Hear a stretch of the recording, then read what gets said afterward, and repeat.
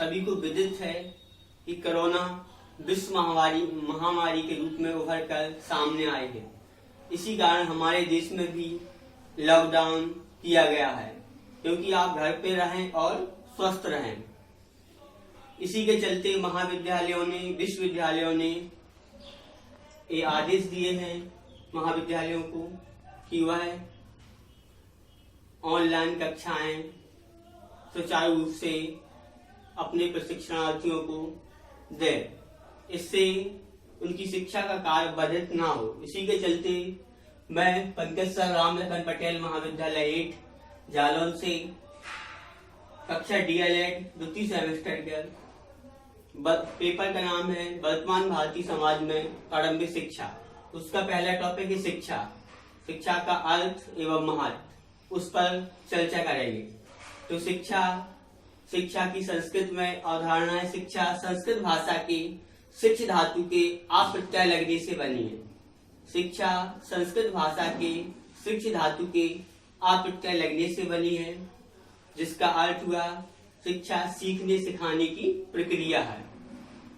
इसी के चलते शंकराचार्य जी ने कहा है सा विद्या या विमुक्ति।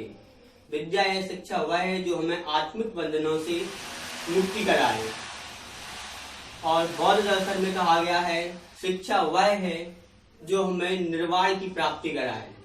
शिक्षा वह है जो हमें निर्वाण की प्राप्ति कराए।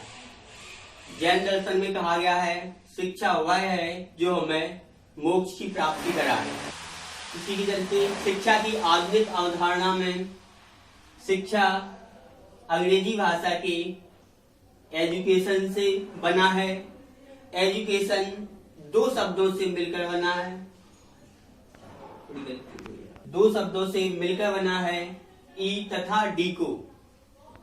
ई का अर्थ है अंदर से और डी को का अर्थ है बाहर की ओर। तो बालक की आंतरिक शक्तियों को बाहर की ओर निकालना यह शिक्षा है। शिक्षा के माध्यम से बालक एक सामाजिक और समन्वित जीवन व्यतीत करता है। अब शिक्षा की परिभाषाओं के बारे में चर्चा करेंगे। तो हर्बर्ट स्पेंसर ने कहा है शिक्षा पूर्ण जीवन है। शिक्षा पूर्ण जीवन है। महात्मा गांधी के अनुसार शिक्षा से मेरा अभिप्राय बालक और मनुष्य के शरीर, मन तथा आत्मा के सर्वांगीण एवं सर्वोत्कृष्ट विकास से है।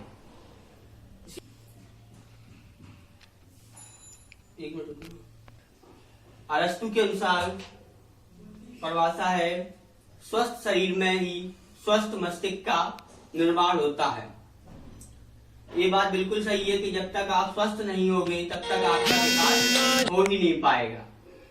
शिक्षा का एडम्स ने बताया है। एडम्स के अनुसार शिक्षा एक द्विमुखी या द्विध्रुवी प्रक्रिया है।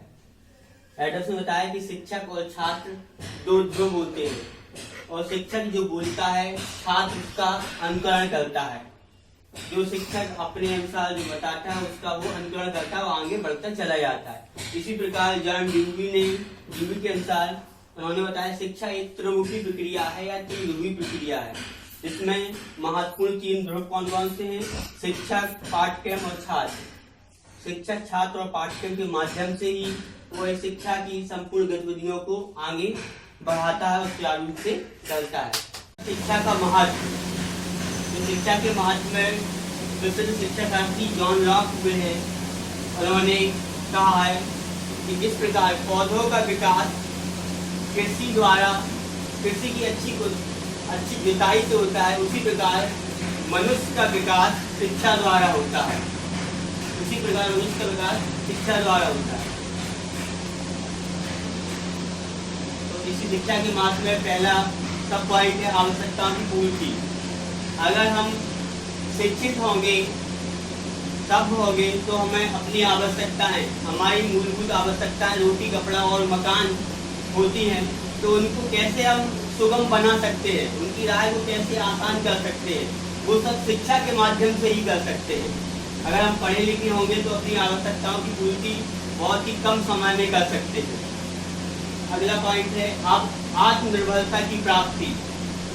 अगर हम शिक्षित हैं, सब हैं, पढ़े लिखे हैं, तो हमें किस प्रकार आत्मनिर्भर बनना है, किस प्रकार कम समय में अपना उचित कार्य करके अपने आप को आत्मनिर्भरता प्रदान करनी है, वो सब शिक्षा के माध्यम से होता है।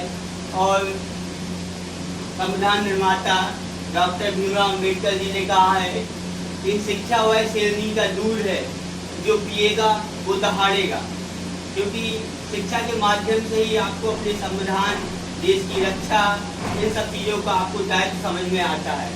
अगला पॉइंट है अच्छे नागरिकों का निर्माण।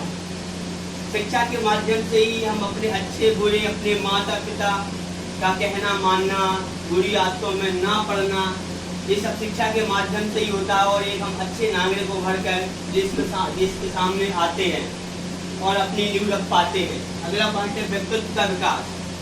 शिक्षा के माध्यम से हम अपने अंदर आंतरिक गुणों का सुनियोजित विकास करते हैं और बाहरी गुणों का, इन दोनों के सम्मिश्रण से ही एक अच्छे व्यक्तित्व का विकास होता है जो देश के लिए सहायक सिद्ध होता है।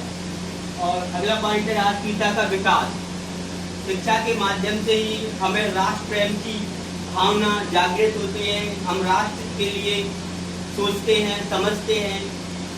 राष्ट्र कवि मैथिली गुप्त की 2 लाइनें याद आ रही हैं। उन्होंने कहा है जो भरा नहीं भावों से बहती जिसमें रसधार नहीं, जो भरा नहीं भावों से बहती जिसमें रसधार नहीं, वह हृदय नहीं, वह पत्थर है जिसमें स्वदेश का प्यार नहीं।